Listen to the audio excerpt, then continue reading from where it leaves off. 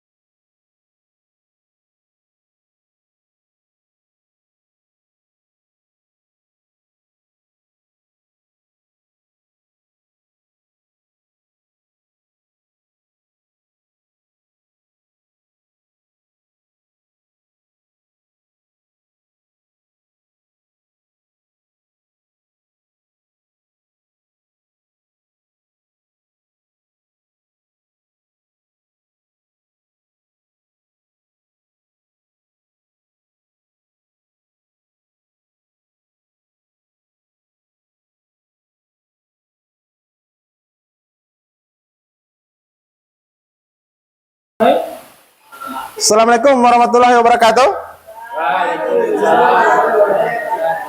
Selamat siang. Saya ucapkan terima kasih kepada Bapak Ibu Guru Kombel mata pelajaran lain yang sudah menghadiri undangan saya. Jadi hari ini saya mendapatkan tugas untuk menyampaikan rencana tindak lanjut atau RTL merancang pembelajaran berbasis proyek dengan komunitas belajar sekolah atau KBS. Jadi tugas ini dalam kegiatan PKG PJOK yang sudah kurang lebih 3 bulan saya ikuti. Jadi dalam kesempatan ini saya akan memaparkan next. Memberikan sebuah materi yang bertema itu Festival Ultraman atau olahraga tradisional menyenangkan. Di sini kenapa saya ambil olahraga tradisional? Karena sekarang itu di kalangan remaja atau anak-anak kita sudah jarang mereka ketahui tentang olahraga tradisional. Jadi di sini saya mengambil olahraga tradisional yaitu hadang. Model pembelajaran dalam materi hadang ini atau olahraga hadang yaitu Sport Education Model atau SEM, ya. Next. Ya, latar belakang dari SEM di sini yaitu pendidikan jasmani olahraga dan kesehatan atau PJOK bukan hanya tentang kebugaran fisik, tetapi juga tentang bagaimana peserta didik dapat mengekspresikan diri, memilih aktivitas yang mereka sukai, ya. Jadi di sini peserta didik diajarkan untuk memilih olahraga yang mereka sukai. Tidak harus kita tentukan kalian harus mainnya ini, mainnya itu. Jadi di sini kita bebaskan peserta didik untuk memilih olahraga yang mereka sukai. Kemudian permainan hadang merupakan salah satu dari permainan tradisional asli dari Indonesia. Permainan ini sangat jarang diajarkan, bahkan dilombakan di sekolah-sekolah. Seperti yang sudah saya sampaikan di awal tadi, bahwa olahraga tradisional itu sudah jarang anak-anak kita ketahui. Makanya kenapa kami guru-guru PJOK dalam kegiatan PKG PJOK itu mengangkat judul olahraga tradisional agar semua peserta didik atau generasi yang kita sedang ajarkan sekarang itu bisa memahami bagaimana itu olahraga tradisional, terutama permainan hadang. Kemudian berikut guru PJOK kapan lomba diadakan, terkhusus lomba permainan hadang. Hadang adalah salah satu permainan tradisional di daerah Provinsi Gorontalo. Permainan hadang merupakan permainan menghalangi lawan untuk mencapai garis akhir. Permainan ini dimainkan oleh 2 tim, yang masing-masing tim terdiri dari 3 orang, ya. Jadi permainan ini mengajarkan anak-anak untuk kerja sama tim atau lebih mengerjakan mereka untuk lebih kompak dalam pembelajaran. Oke, next. Ya, apa itu Sport Education Model? Jadi Sport Education Model itu merupakan pendekatan pembelajaran yang dirancang untuk memberikan pengalaman olahraga yang mirip dengan pengalaman nyata di sekolah dasar, khusus pada kelas tinggi. Penerapan saya memiliki potensi besar dalam membentuk karakter keterampilan sosial dan fisik peserta didik. Pada usia ini anak-anak berada dalam perkembangan di mana pembelajaran yang aktif dan interaktif sangat efektif dalam memfasilitasi perkembangan mereka. Saya menerapkan aspek-aspek penting dari olahraga seperti kompetisi, kerjasama tim, pre-play dan tanggung jawab individu. Jadi di sini gunanya saya yaitu mengajarkan anak-anak kita untuk bekerja dalam tim selama proses mereka melaksanakan atau bermain games hadang, ya. Kemudian berikut, pembelajaran berbasis proyek memberikan kesempatan bagi peserta didik untuk terlibat dalam kegiatan yang bermakna, memecahkan masalah nyata, dan bekerja dalam tim.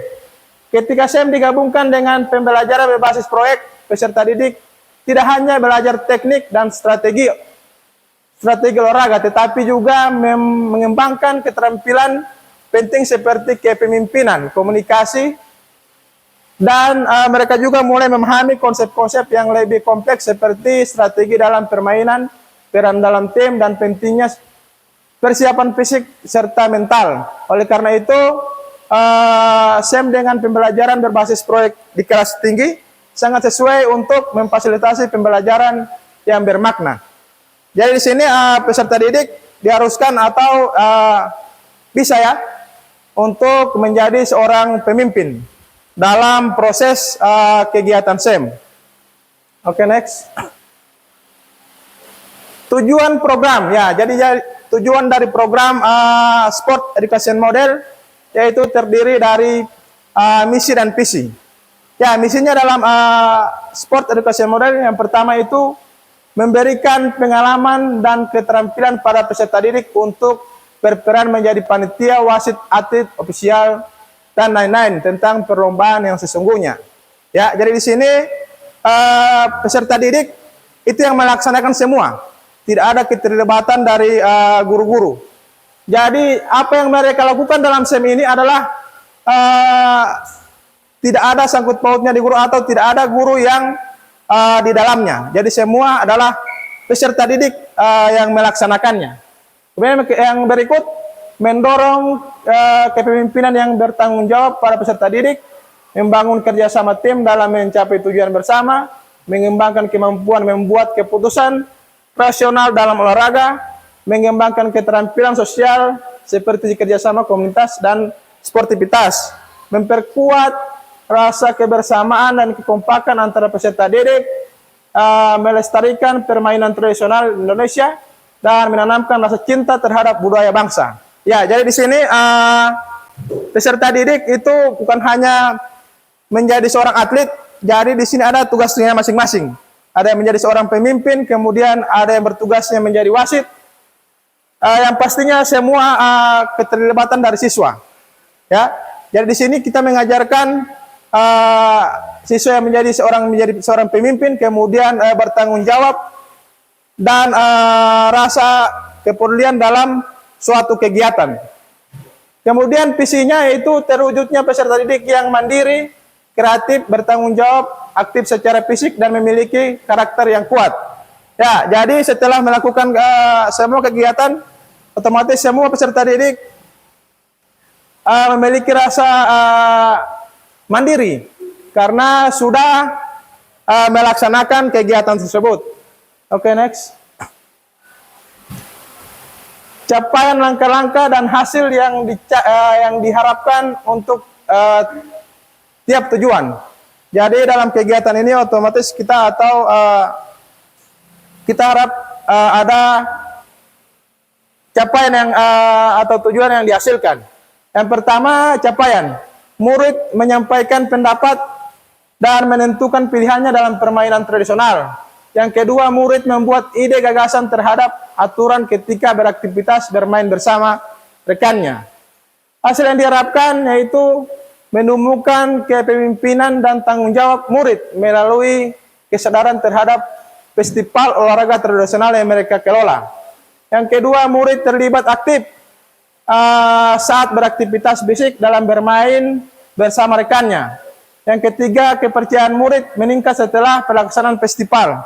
Ya, jadi di sini karena semua yang terlibat adalah murid, otomatis rasa ingin tahu atau rasa ingin bergabung itu ada ya di kalangan murid-murid. Jadi otomatis meningkat rasa kepercayaan diri mereka. Oke, next. Langkah-langkah program. Jadi langkah-langkah program di sini yaitu yang pertama persiapan dan latihan. Yang kedua pelaksanaan festival, kemudian panen akhir festival, dan yang terakhir evaluasi kegiatan. Ya, jadi persiapan di sini kita atau teman-teman guru akan mensosialisasikan kegiatan ini kepada anak-anak sebelum kegiatan dimulai. Jadi karena kita ketahui bersama, karena anak-anak kita sekarang itu lebih ke condong ke game online ya. Jadi di sini kita sebelum kita menyerahkan sepenuhnya kepada mereka, kita akan beritahukan kegiatan seperti apa yang akan mereka lakukan. Ya, terutama dalam permainan hadang ya. Jadi kita akan ketahukan seperti apa ini permainan hadang, biar mereka bisa tahu apa yang akan mereka lakukan ketika kegiatan SEM nanti dimulai. Ya, jadi itu ya. Kemudian pelaksanaan festival itu diawali dengan pembukaan, kompetisi, kemudian keping rekord ya. Dan berikut panen air festival, yaitu penutup dan pembagian piala. Jadi di sini seperti perlombaan pada ajang-ajang yang seperti kita lihat yang sekarang sedang bergulir, itu persiapan menghadapi Piala Dunia. Jadi ada pembukaannya, ada seremonialnya dalam kegiatan ini. Jadi ada yang membuka, kemudian ada yang bertugas sebagai wasit, kemudian ada yang bertugas mungkin sebagai kepala sekolah untuk membuka kegiatan ini. Tapi semuanya adalah siswa yang melakukan, bukan lagi kita dari guru-guru. Kemudian evaluasi kegiatan. Setelah pelaksanaan kegiatan tentunya akan dievaluasi. Guru bersama peserta didik meninjau bersama apakah tujuan program sudah tercapai. Guru mengevaluasi kemajuan belajar peserta didik dalam mengembangkan keterampilan olahraga, pemahaman taktik, kolaborasi tim, dan sikap sportif sesuai dengan peran yang diambilnya. Yang terakhir, guru memberikan kesempatan kepada peserta didik untuk memberikan umpan balik terhadap pengalaman mereka dalam festival ornamen. Okay, next.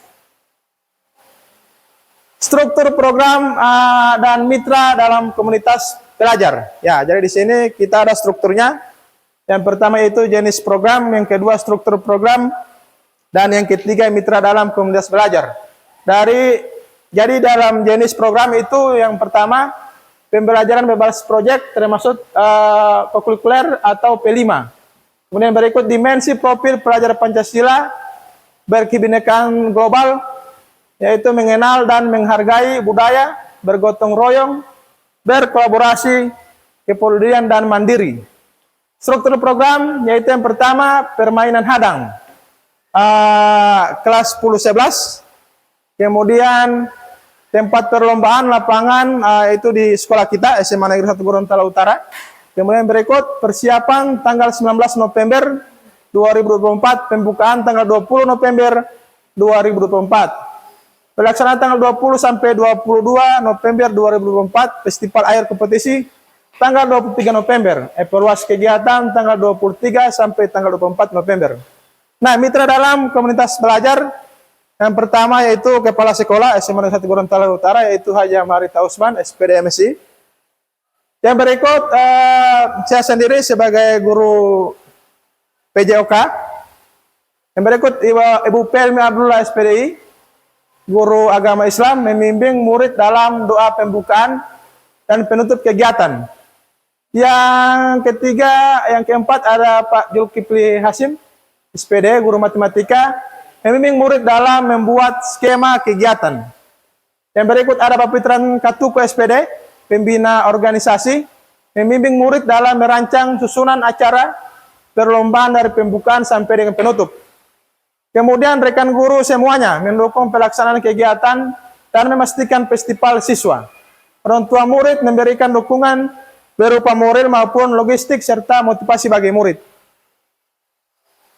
Ya, evaluasi dan pengukuran keberhasilan. Di sini ada dua ya, kriteria keberhasilan kemudian metode evaluasi.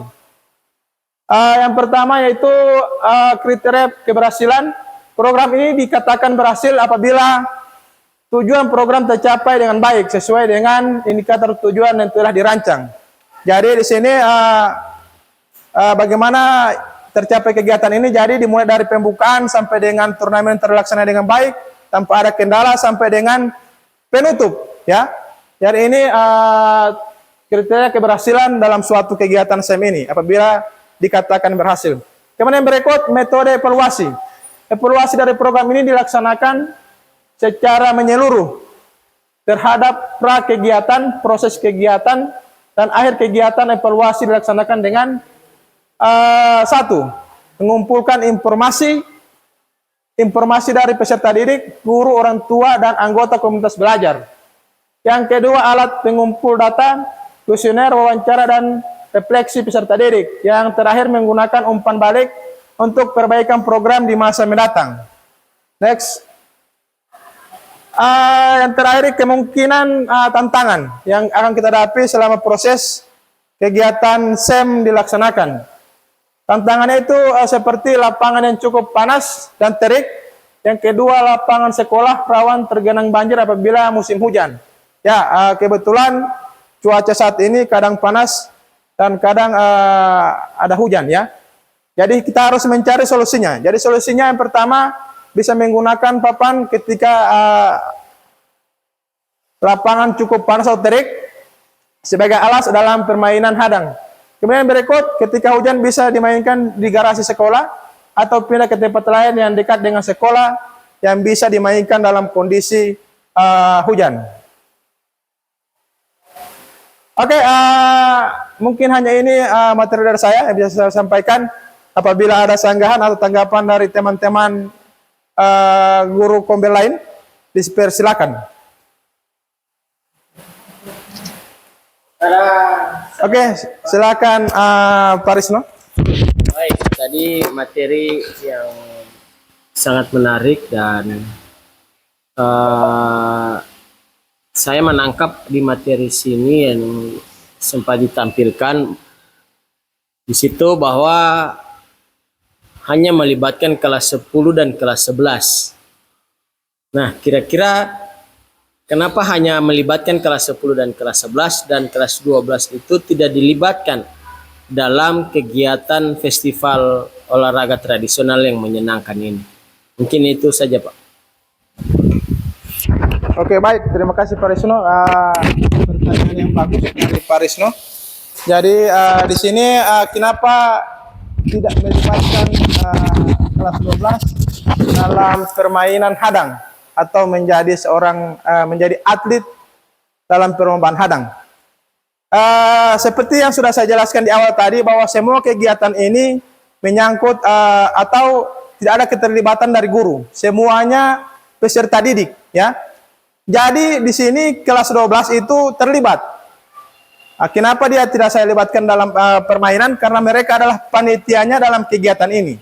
Jadi kelas 12, seluruh kelas 12 adalah panitia dalam kegiatan sport education model. Jadi mereka yang merancang semua kegiatan dari mulai persiapan, kemudian pelaksanaan sampai dengan penutup. Mereka yang bertindak sebagai panitianya dalam kegiatan sport education model ini. Jadi itu dari saya. Terima kasih teman-teman yang sudah hadir pada hari ini. Untuk hari ini saya rasa cukup. Sekian dari saya. Assalamualaikum warahmatullahi wabarakatuh. Waalaikumsalam warahmatullahi wabarakatuh.